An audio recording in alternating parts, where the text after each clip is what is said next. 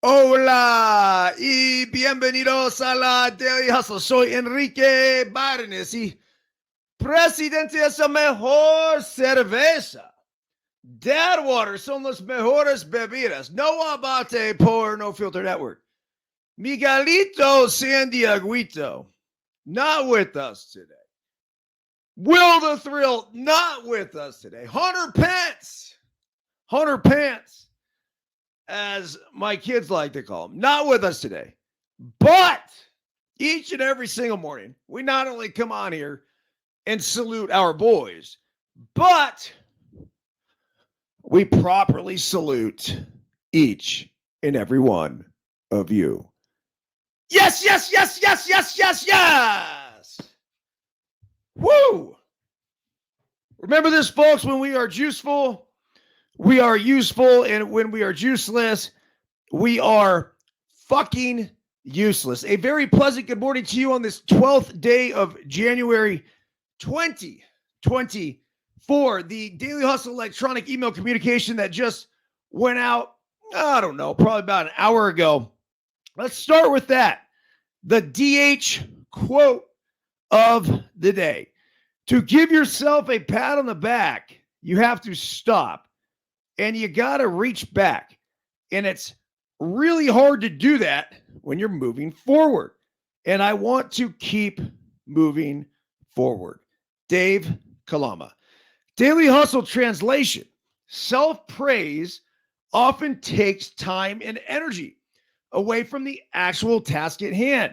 When we spend too much time looking back, we lose focus on the present, which is what inevitably propels us forward into the future. Loyal Daily Hustler RTL sent me this Dave Kalama video last night, and I liked it so much I watched it twice, taking notes the second time. For those who don't know who Dave is, he is widely regarded as one of the greatest watermen of all time. A world champion windsurfer, big wave savage, and just a true pioneer of the industry. When we are younger, it's only natural to want to get recognized for our accomplishments. In Dave's world, that meant titles, magazine covers, and sponsorships. Yet, all of those things are byproducts of our commitment to our craft and the work we put into it. That said, as Dave points out in the vid, he still very much appreciates the recognition of his peers who he surfs with on a daily basis. Ultimately, though, we are the ones who know what sort of investment we have made into our growth. Let's just make sure to keep investing in ourselves through our work and let others deliver the pats on the back. New bet online script here, by the way, folks. With the NFL playoffs right around the corner and NBA season in full swing, Bet Online has you covered with all the up-to-date second odds, news, and scores with additional odds, lines, and trends and information on desktop and mobile. You can access the world's best wagering info anywhere at any time. Head there today to get in on all the action and see the updated odds. Remember to use the promo code BELIEVE, capital BLEAV, to receive your 50% welcome bonus on your first deposit. Bet Online, where the game starts. And don't forget about our proud partners over at KT Tape. Hit the QR code in the upper right-hand corner. Get yourself some of the Pro Oxygen tape. Stuff's pretty electric. You put it on, it lifts the skin, promotes blood flow to the area, and then reduces inflammation and typically will alleviate pain. Look, I put it on my own daughter the other day. If I'm willing to do that, then trust me on this. This shit works. It's as simple as that. So, KT Tape, get yourself some ASAP if you're dealing with any ailments. Lastly, TriVerge, our guy Jory at TriVerge.com. We appreciate Jory sending over the goods. This is a mix of lemon, ginger, and cannabis. It's the perfect trifecta combo that gets you dialed in, not this quick high, up and down. This is sustained energy through the course of the day, sustained focus. So, Jory, salud. So soothing on the throat. But hold tight here, folks, because it's here. This is it. The Let Them Play, a parenting and coaching guide to youth sports, available at ericburns.com, along with the Daily Hustle mug. Both of those will sell out. We have a limited stock of the mugs. We have limited stock of the books. It's available for pre-order on Amazon right now. But if you want it now, within the next few days, go to ericburns.com. Amanda Panda Can of Worms out there in Alpine, California will ship it out ASAP and should get you dialed. If you're a coach, you're an athletic director, get multiples. I would buy this for our entire organization. I'm going to figure something out, but our entire organization will be reading this book. And that now constitutes, if you go with kids, parents, and coaches, it's hundreds. So it's something that I believe in that wholeheartedly. Yes, I wrote it, but fuck that. It doesn't even matter. It's about the philosophy that was built not by me, but by an entire group of coaches, families, and players that gave us the blueprint. And we're not perfect. There's definitely a lot that I think that we all can improve upon. But what was cool is I was talking to Kathy Jacobson the other day, who I believe is going to do the PR for the book. And she didn't know anything about it. And so I had to explain it to her. And essentially, like, my explanation is the same way I would explain it to anybody. So if I'm going on Good Morning America or Regis and Kelly, like, whatever. Regis and Kelly, like, I did that little ode to double sky point to our guy Regis. But, and this guy actually, Kelly and Mark now. Mark Fitzwell is one of the nicest guys I've ever met. Seriously. Really, really good dude. We shared the same agent way back when. So, anyhow, as I digress here, the concept behind the book is pretty simple. It's guidelines in order to keep us all on track. And it's something we can all go back and refer to. And one of the problems in the travel ball world and just the athletic worlds in general is that we don't have any fucking boundaries. Like, people are scared to say, yo, don't be up on the fence telling your kid how to hit in the middle of a game. It's just not cool. It's not helping them. If you want to coach your kid, I'm all about it. You want to get him hitting lessons? Great. You want to get him his own pitching coach? Awesome. Keep it going. But the consistent over and over and over and over, it's a fucking grind, man.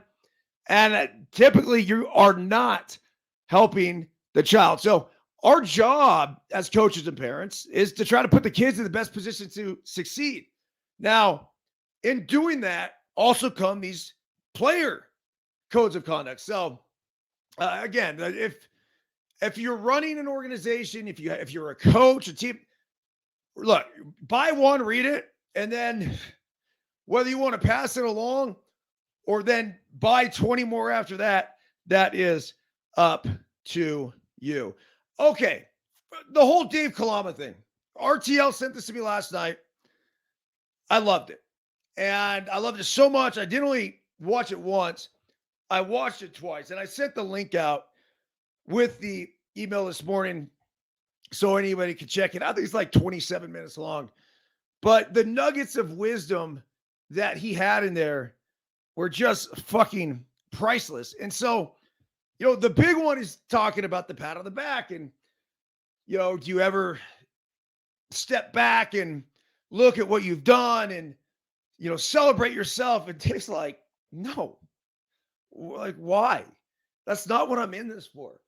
Now, I'm proud of the work I put in, and I like to be recognized, and specifically, I like to be recognized by my peers. But this isn't about that. Like, life's not about that. It's about figuring out what we need to do to charge forward. And that's entertainment too. Goggins talked a lot about that. And I think it was his second book, where he had all this attention after the first one. And he had become this social media star. And so he kept going back. And as he's doing one speaking engagement after another, making a shit ton of money and getting requested to do this interview, whatever, he's like, yo, man, what the fuck have you done lately?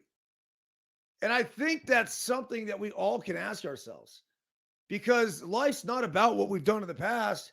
It's what we're doing in the moment and what we're going to do in the future. So when we take too much time patting ourselves on the back, you're going to prevent yourself from going forward. Now, does this mean you can't take a deep breath and recognize that you've done some pretty cool shit? No, that's no big deal at all. Now, like, that's fine. Like, hey, be proud of your work, but then move on, because it's not about what you've done. It's about what you have to do. And it's about what you're doing in the moment. That is all that matters. Okay, something we didn't have a DH Tuesday or Thursday. We had early morning pickleball sessions, but there was an avalanche over at Palisades, and it's heartbreaking. It's something that, say the nature of the beast. We live in the mountains. We live on the mountains. It's real. The danger of this stuff is very real. And, to think that it happened in an open ski lift area at the top of KT 22, a run that, I don't know how many times I've gone on over at SWA, and a bowl that I boarded on so many different times. It's somewhat unthinkable, but I think it's also a reminder for all of us that, look, some of the dangers in life we need to recognize can be right in front of our face. There was one person was killed in it. I love the way the squad community rallied together ASAP. There were skiers, boarders, just normal people up there that immediately started searching. They pulled, I want to say, at least 3, 4, 5 people out of the snow. But unfortunately, there was one they were unable to get. So last night, I then went and watched a documentary that just came out. Maybe it was like a year ago or something, about the 1982 avalanche at Alpine Meadows, which is literally next door to SWA. They've now combined, and it's one resort. Oh my goodness. It just absolutely heartbreaking was that one. But look, Mother Nature is not really one we want to fuck with, right? And it seemed like Alpine had taken just about every precaution they could. They were shooting missiles up on the mountains to dislodge, and basically you're trying to create these mini avalanches, right? It's the same idea of using Avi bombs that they use out here each and every single morning, where you don't have this massive buildup over and over and over again. And as that happens, it's just, let's say you get some snow, it freezes over, you have the ice, so you have this real hard layer at the bottom. Then you get some fresh powder that's on top, and then you have a top layer come after that, and it freezes again, creating all this weight, creating the slide, and it's Mother Nature working as she does. Well, they actually reached out to the filmmaker, and it was Steve Sigg, and these guys did a terrific job. I went and watched it last night. It literally brought tears to my eyes. But here's the article that was written after they talked to Sigg about the Palisades avalanche the other day. It says, Tahoe is no stranger to deadly avalanches. In March 1982, tons of snow came crashing down the mountain in Alpine Meadows. 7 people lost their lives. Perhaps no one knows the danger of the avalanches better than documentary filmmaker Steve Sigg. He produced the 2022 Netflix documentary series Buried, the 1982 Alpine Meadows avalanche. He also lives not far from where Wednesday morning's deadly avalanche in Palisades happened. So, look, that documentary, it told the story of, not only somewhat of the people that lost their lives, but obviously the real focus, I'd say the kind of the main character of the whole thing was the dude that was hired as the avalanche guy at Alpine Meadows, and the onus that was put on him for what happened. And, my big takeaway from it is, hey, that's your job. If your job's to try to prevent these disastrous avalanches from happening, you could look at that and you could try to make the argument that he failed. But I think more than anything, it was a tale of the way the community rallied behind what had happened. Like, basically, think about this. You're in this bowl, right? And here's Alpine Meadows. And then you have this mountain here, which is out in front. And then a side, there's one road in, one road out, 2 miles long. And then up to the right here is where the snow came from. And down below is like the main lodge area. Well, I mean, they took, damn near every precaution you could. They closed the resort that day. No intentions of opening it. And then they were shooting these rockets. They were shooting off Avi bombs. They're doing everything they could possibly do to try, at least in their minds, to try to prevent it. But maybe they had a false sense of security for whatever reason. And then up on the right, they had 3-4 different avalanche zones or areas. And they all went at once. One triggered the next and the next. And then the snow came rushing down. And here's like the main lodge, like right here.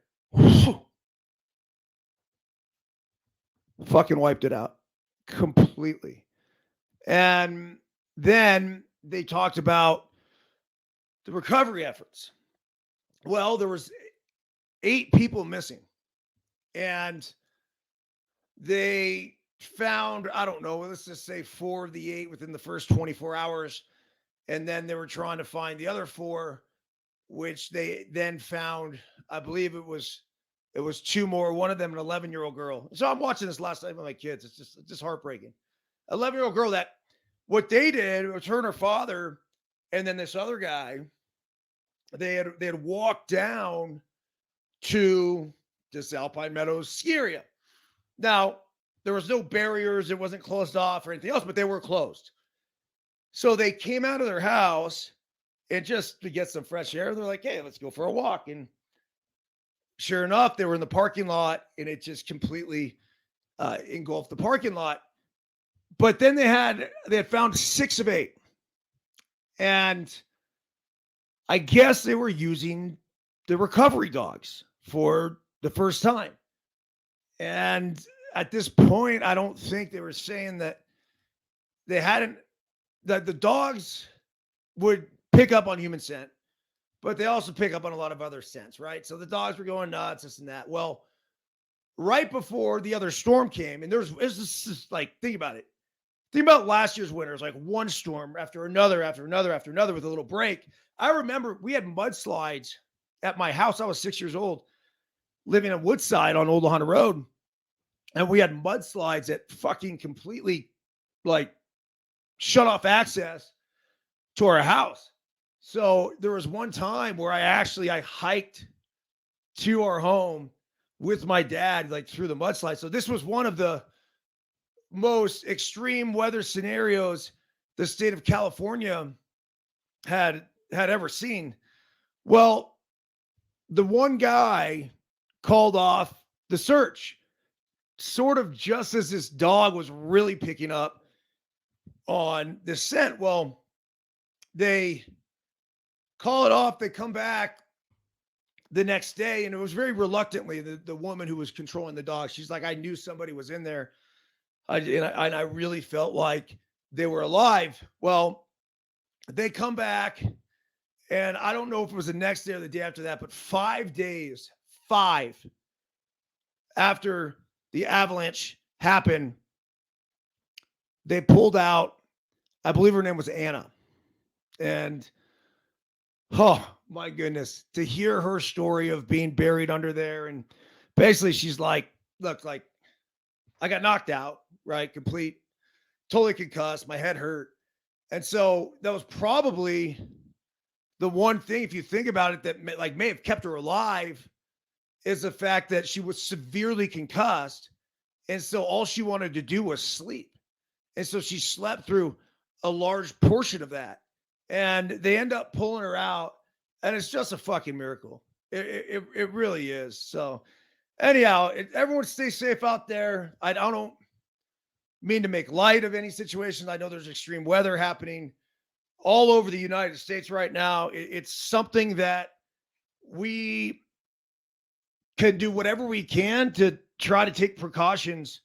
But I mean, Mother Nature, it's it's like the ocean, the mountains. You just don't want to fuck with it, and we want to stay diligent. That's pretty much all we can do. All right, so in the past 2 days, I can't even believe what's gone down. Think about this. Nick Saban, arguably the greatest coach in the history of college football, retired. Bill Belichick, arguably the greatest coach in the history of the NFL, retired, fired, call it whatever you want. And then Pete Carroll, in my opinion, my favorite coach of all time, retired, fired, call it whatever you want.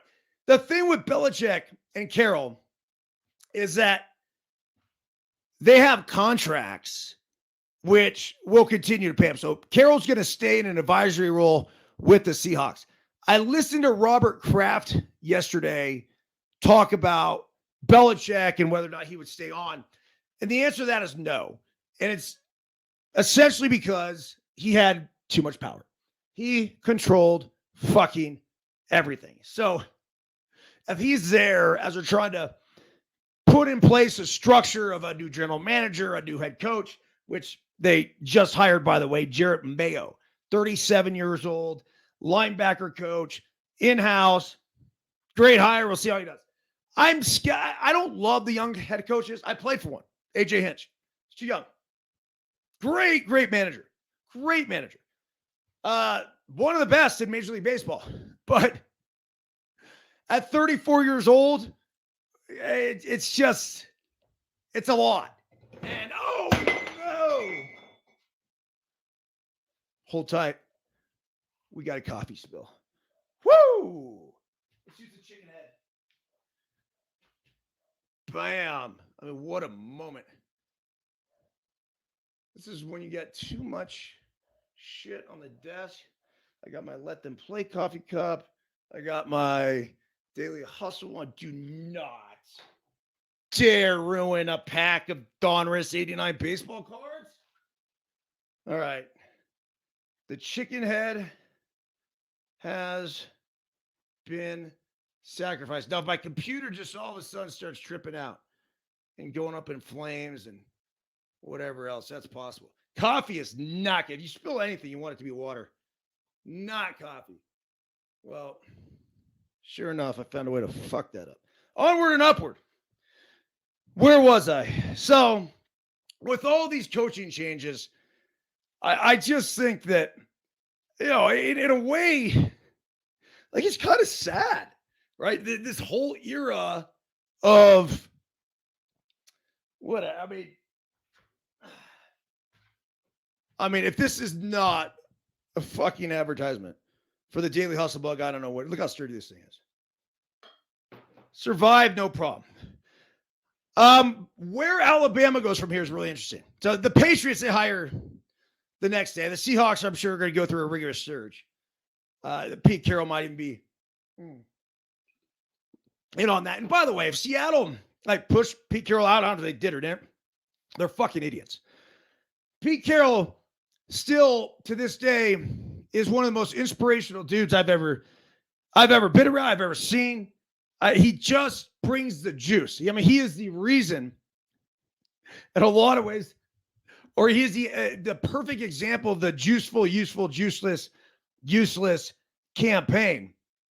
But when you think about who's going to replace Nick Saban at Alabama, this gets really interesting. Now, they have some of the candidates listed right here. There's been people who have been chiming in. Texas's Steve Sarkisian. He resurrected his career in Tuscaloosa after the off-field issues ended his brief tenure at USC. The 49-year-old, I can't believe he was only 49. He learned well under Saban about how to run a program, and his offensive philosophy evolved. He's gone 25-14 in 3 years at Texas, and obviously, let's see here. They beat Alabama. It's always nice if you beat them, then join them. They went 12-2. They lost to Washington in that semifinal game. Don't know enough about them. Florida State's Mike Norvell is another candidate to potentially replace Saban. It says he might get out of the ACC before his team can. Why is Florida State so against the ACC? Jeez. Norvell, who has done a terrific job rebuilding the Noles, has only a $4 million buyout. He took over a reeling program and in 4 seasons has gone from 3 wins to 5 wins to 10 wins and the brink of the playoffs, going 13-1. He's actually 13-0 before half his team didn't play in the bowl game. It says the 42-year-old Texan, so another young guy like DeBoer, has never coached in the SEC, but Norvell has shown that he has an excellent grasp of working in the transfer portal. I mean, that's what this has come down to. And by the way, I heard Florida State now has been hit with 2-year probation. It's something having to do with NIL rights violations. And this is like, I mean, are there still rules in college? Can't you just fucking pay the kids? I don't get it. Washington. So this is the front runner here for the Alabama job. I've heard this several different places. Is Washington's Kalen DeBoer, the dude that I was sipping tequilas with in Fresno a couple summers ago when he was with Fresno State. He said he's done a remarkable job in 2 seasons in Seattle. He took over a 4-8 team 2 years ago and led them to the national title game this season. It is fucking remarkable. The 49-year-old DeBoer has won 3 NAIA titles at Sioux Falls, has a staggering record. Ready for this? 104-12. Over the past 2 years, the Huskies went 10-1 versus top 25 teams. DeBoer is 12-2 all time against ranked opponents. The best coach of college football. It says, other than when they were going up against Texas and they're throwing the ball when they're up 2 touchdowns and you got 10 minutes left to go in the game. And his offensive coordinator was calling it, but you should have overridden him there. Other than that, it's the only time I've seen him. You could argue that maybe he should have had a better answer in the national championship game, but Michigan's defense were just too tough. Washington was overmatched in every sense of the word. All right, the last candidate here. It says Clemson's Dabo Swinney. He played at Alabama. He also beat his alma mater and Saban for 2 national titles.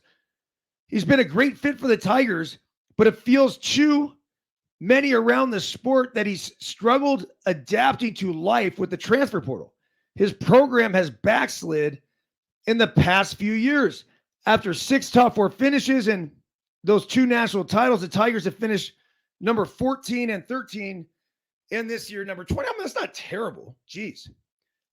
And he's doing this at Clemson. I mean, it wasn't like they were perennial national powers. Like, they were a good team. It's an ACC team. It's not even an SEC team. There's skepticism he would want to replace Saban, and it's unclear if Alabama would come after him. So with that, it leads me to the next article. Dabo as a replacement for Saban. It's been a rough week for Alabama fans facing an era without Nick Saban. The biggest question in college football is who will coach the Tide next season. On Thursday, a man named Legend, which I pray is his legal name, called into the Paul Feinbaum show to give his opinions on rumors that Dabo Swinney could leave Clemson and return to Tuscaloosa. And let's just say he's not thrilled with the idea. Quote, Greg Burns, and by the way, is my brother from another mother. I met him at University of Arizona. He's the athletic director for Alabama. Great fucking dude. Great dude. We had some great talks about potentially putting a hot tub in a pool in the outfield at where University of Arizona plays baseball. So he came on, he was entertaining the idea. We were just messing around. And then the next year he left for Alabama. So that was that. All right, here's the quote. If it's Dabo Swinney, I'm pouring gasoline on myself and setting myself on fire at the 50-yard line.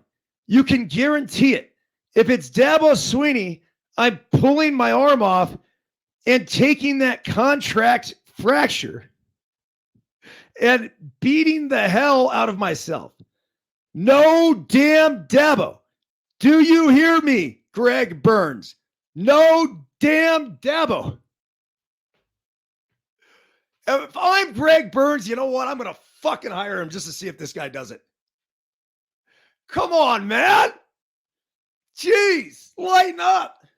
I was listening to a former Alabama player yesterday on ESPN, and he was saying that back in the day, he picked Utah to beat Alabama. And, well, I don't think it was a national title game, but it was a semifinal game or so. It's some big fucking game. Who cares? So, sure enough, Utah went on to roll. Well, he was getting death threats. Death threats, not just to him, but to him and his kids.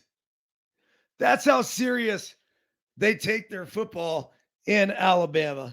Roll Tide, roll Tide, roll Tide. Oh, incredible. Okay.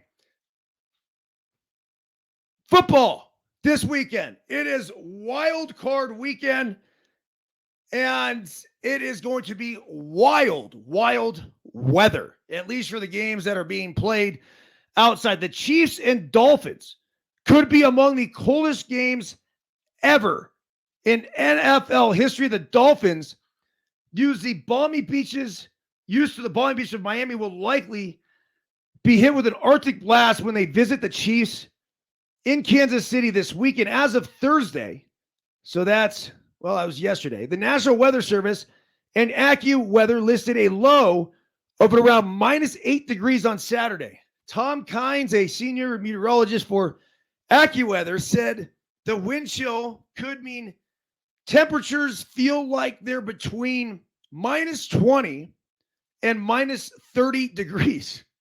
Ugh. If the frigid forecast pans out, the matchup could be one of the coldest games in NFL history. Quote, it's going to be brutal, Kynes said, temperature-wise. I don't think it's going to get much worse than that. The contest isn't the only wildcard game that could be affected by severe weather. The Bills host the Pittsburgh Steelers on Sunday when snow and high winds are projected to affect the Buffalo area. Here's a look at what else this weekend could be impacted by the severe weather. Okay, first of all, a couple thoughts on this.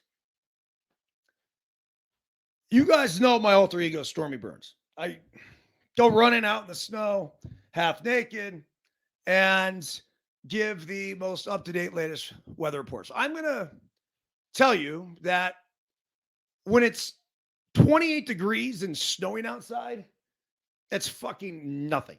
Like, I mean, it feels good. Like, there's no even like shock to this. It's too warm to shock my body. I feel like I've experienced too much. I've taken too many snow baths, ice baths, whatever. It's not a big deal. When I go outside and it's below 10 degrees, and then if there's any kind of wind that is with that. So the other day, it was 1 degree out and there was a slight breeze. I ran to the top of the driveway. I ran down the street, maybe a quarter mile. I turned around and came back. I couldn't feel my fucking hands or feet. It took me an hour to recover from that. Now, I didn't have any clothes on, so I was fully exposed. But it's not safe. Like, not safe at all. I'm not being a bitch. I'm not a pussy. I would love to see these grown men suffer to an extent, not to the point where it's going to affect them long term. I'm worried about the fans. That's the other element. Look, the Chiefs, the Dolphins, they're going to have the heaters.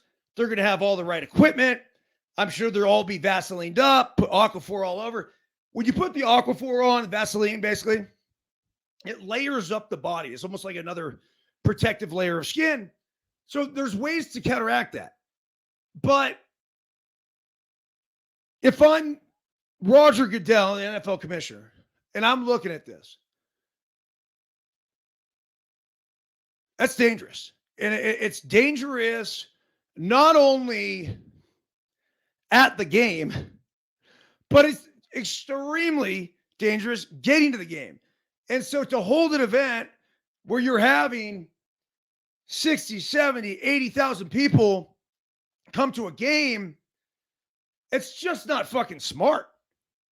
The reason why you would cancel something like this or postpone it or change locations of it. So you're not going to cancel. I mean, this game's going to get played.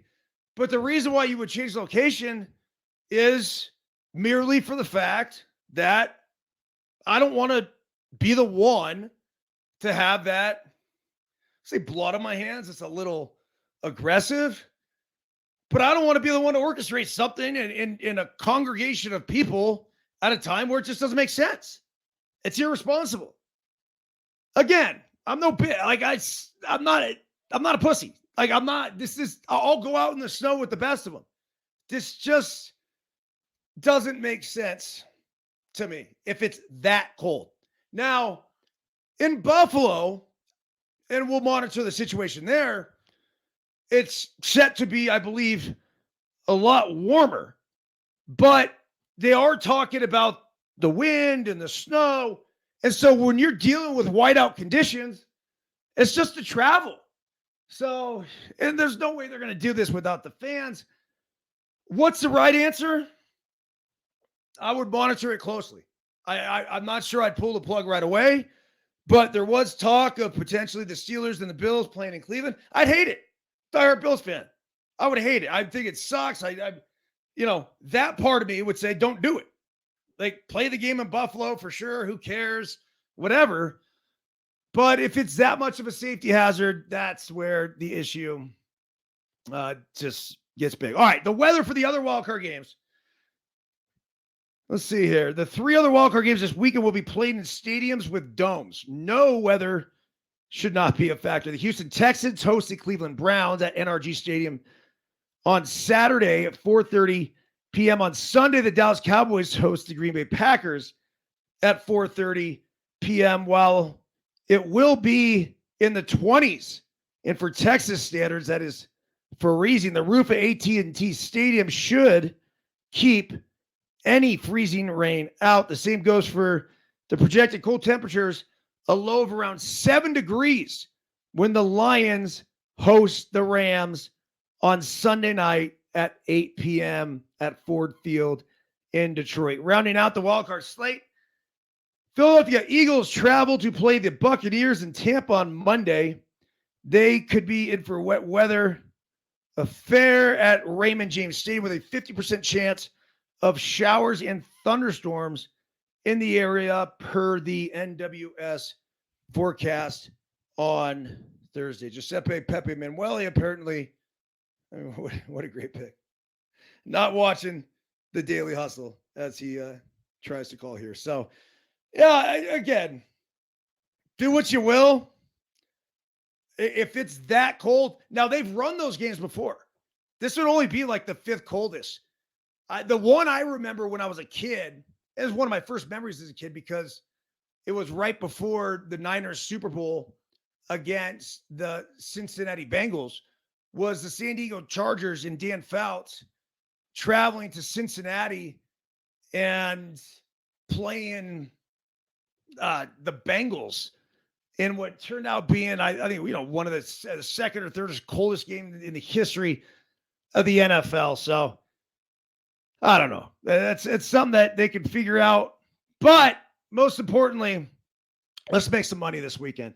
NFL Wildcard Weekend parlay. Here we go.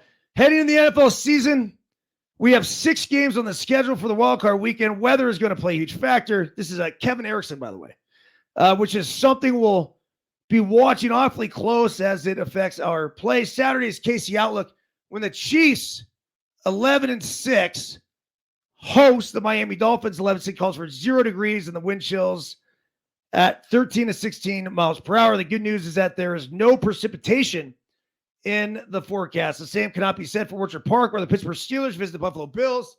On Sunday, they will not only face temperatures of 21 degrees. 21 is not that bad, but there is a 60% chance of snow with a 22 to 24 mile per hour winds. Okay, that's going to take the wind chill down to 0. The season, the under has cashed in at a 14-2-1 rate in games played with an average wind speed of 13 miles per hour or greater. Wrapping up the schedule, Monday, rain is expected in Tampa.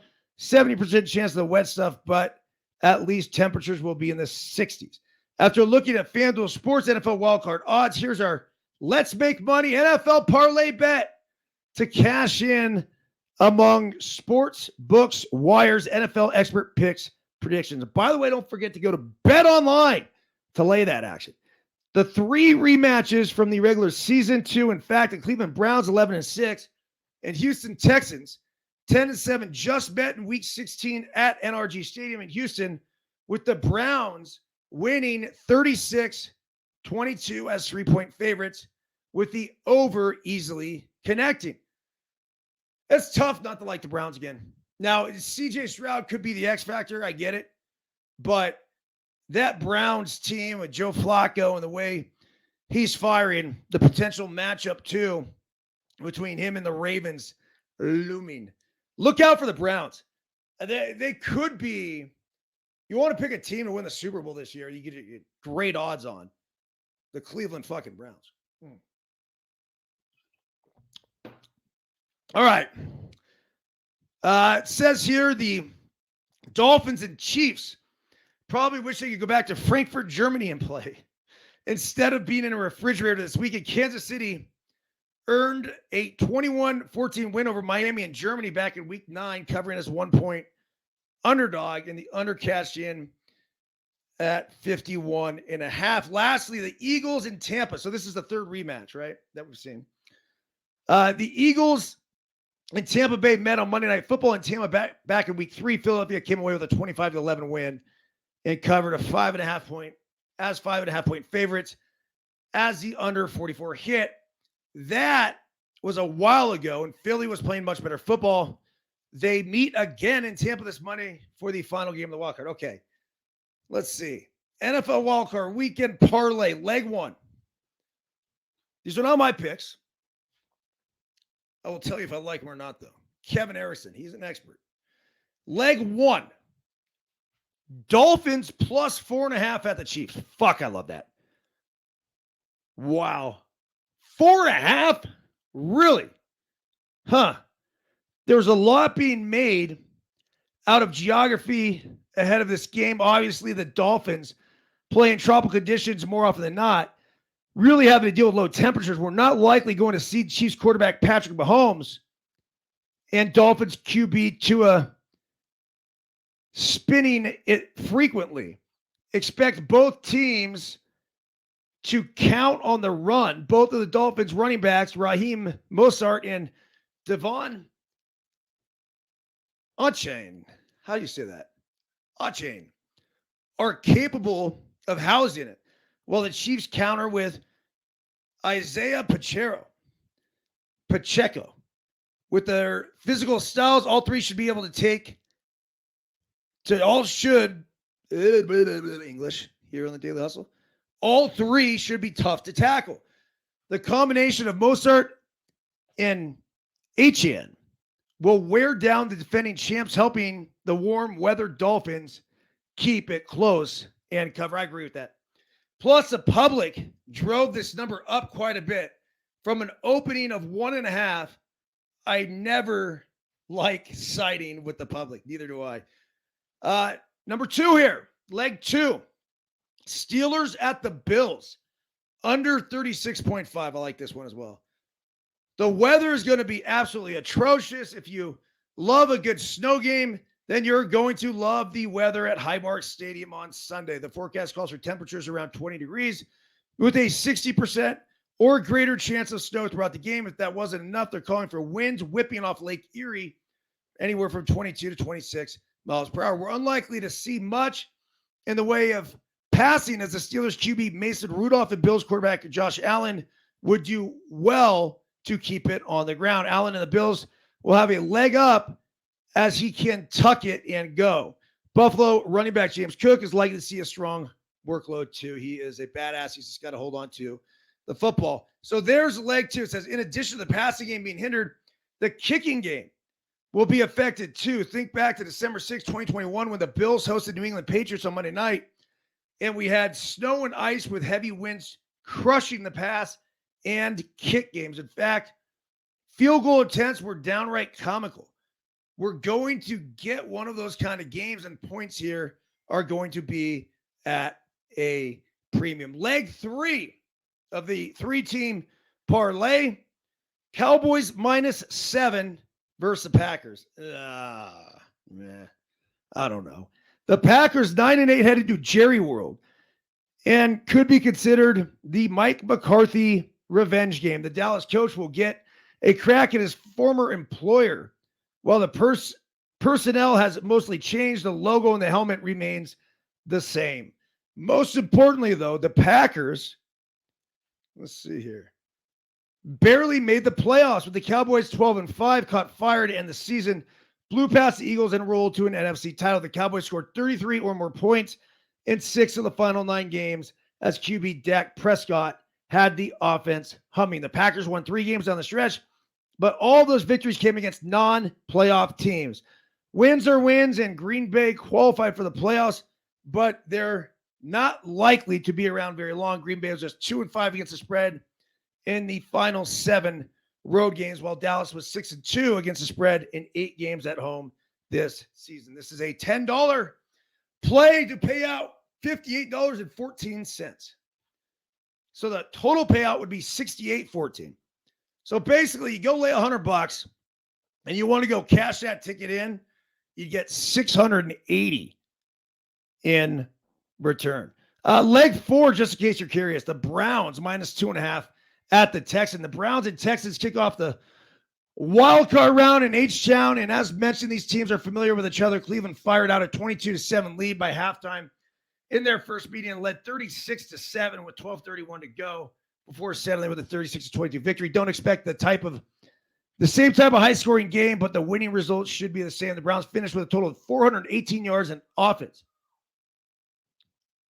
I just heard a big scream downstairs. What a morning.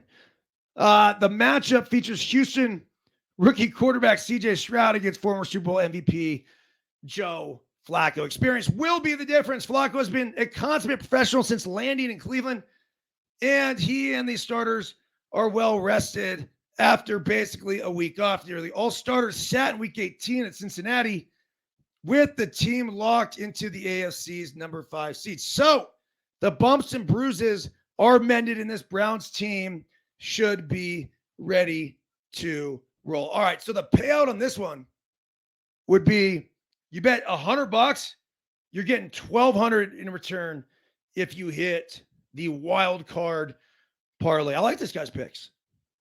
Like them a lot. One real quick look at MLB.com before we send you off into the weekend. Jordan Hicks, breaking news. Hold on a second.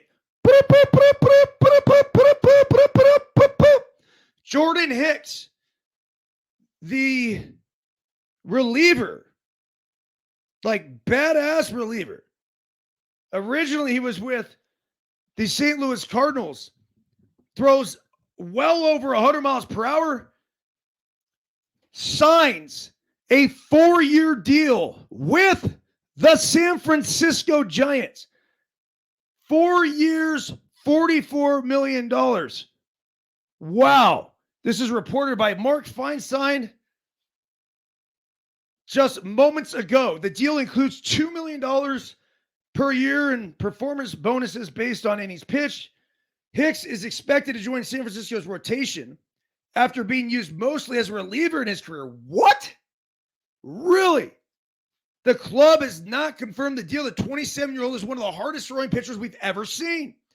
Owner of the 2 fastest pitches, 105 plus, in the pitch tracking era since 2008. More exciting is that he's coming off his best season as a big leaguer.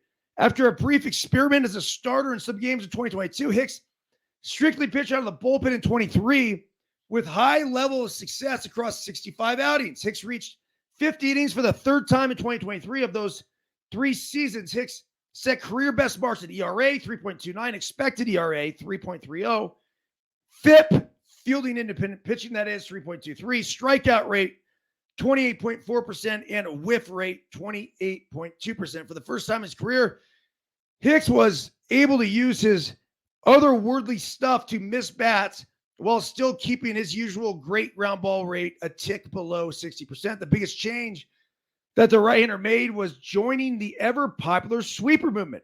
With the new sweeper, Hicks now has a breaking ball that sits around 87 miles per hour and breaks in a foot in terms of horizontal break, paired with his 100-mile-per-hour sinker that moves nearly 16 inches the other way.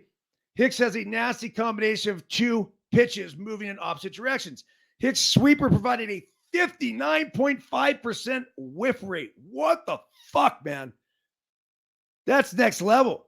That's the 3rd highest among individual pitch types with at least 50 swings against it. If there's any pause for concern, it's that Hicks has already undergone Tommy John surgery back in 2019. I've been told, though, by some top executives that when they see someone who's had Tommy John, they don't trip, but they do look at it as if it's a 6-year shelf life. So if he had it in 2019, say it comes back in 2020, you basically have until 2026. So the Giants could get fucked on the 4th year of this deal, but the first 3 should be okay. I like the sign. It's aggressive. It's out of the box thinking. All right.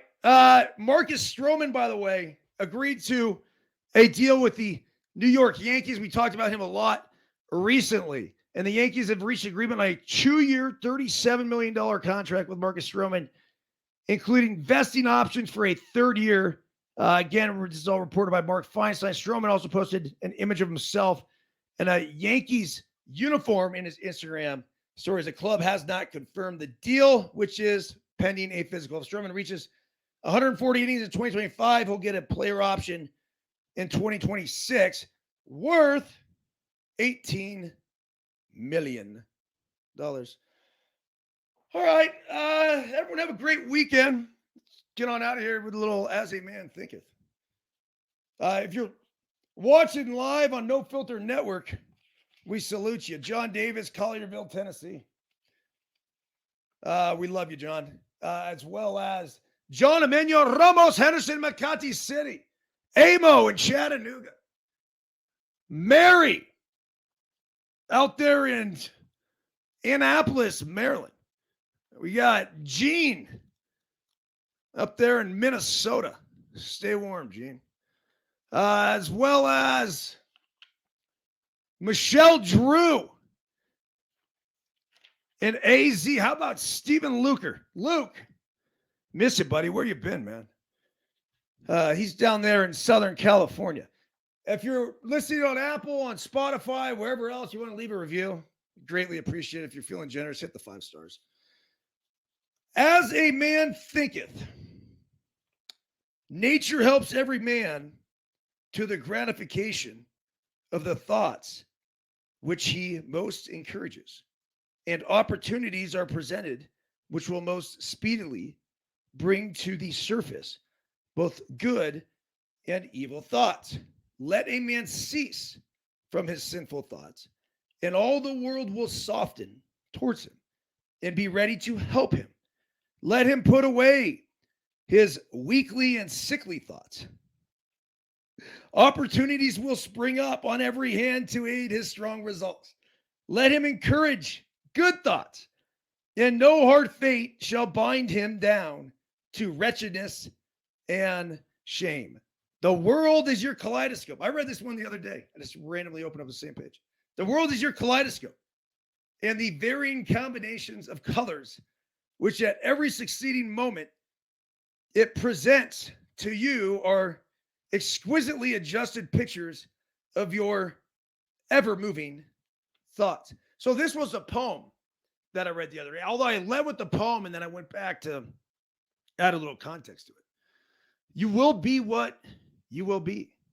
Let failure find its false content in that poor word environment. But spirit scorns it and is free. It masters time. It conquers space. It cows that boastful trickster, chance, and bids the tyrant circumstance uncrown and fill a servant's place. The human will, that force unseen, the offspring of a deathless soul, can hew a way to any goal through walls of granite intervene. Be not impatient in delay, but wait as one who understands. When spirit rises and commands, the gods are ready to obey. Keep good spirits out there, folks. Hit the chat. Kelly Hats, what's up, dude? Yes, the book is going to be on audio, and I listen to all my books, so trust me. I would recommend, though, picking this up, and the reason being, it's just, I mean, look how easy this is. And it's fucking cool and whatever else. But what I'm going to do, and I'm waiting on the audiobook, and the reason why is John Gall's my cousin. John is the new president of USA Baseball. And so John wants to sit in, I've asked him to, and he was all about it, on the Let Them Play book reading. We're going to do it live on No Filter Network. I'm not kidding. And then we're going to take the files and then we're going to upload them to iBooks. I think, again, like if you're doing an audiobook, it's more than just reading. Like I could sit here and read this, knock this out. I could probably do it in about an hour and a half. It'd be done. But it's the conversations that I think are important to have around it. Gall's quote, by the way, is on the back here. It says, "This should be required reading for every travel ball coach in America. The beauty of the LTP philosophy is the trust, freedom, and respect the coach and parents are required to give the child. A simple yet transcendent guide for today's world." John Gall, USA Baseball executive, MLB veteran, LTP coach, and dad. So, Pete, what's up, dude? Yes, TGIF, baby. I am going to make some turns. Probably, yeah. I don't know if I'm going to get out there this afternoon. My guy KJ Costello's in town, though. Kids ski racing this weekend. So it should be fun to watch them make some turns. Everyone have a fantastic day. Fantastic weekend. Go Bills. And see everyone on Monday. That's it. Don't be afraid to share with a friend, by the way. Send the pod. Really helpful. Really, really helpful if you guys could do that. And if you want to join live, if you're listening to Apple, Spotify, Caffeine TV, wherever, come to nofilter.net Monday through Friday. Typically, we'll do this in the 8 to 10 a.m. range, although it's fucking almost noon right now. But anyhow, a lot of love. Have a great weekend. See ya.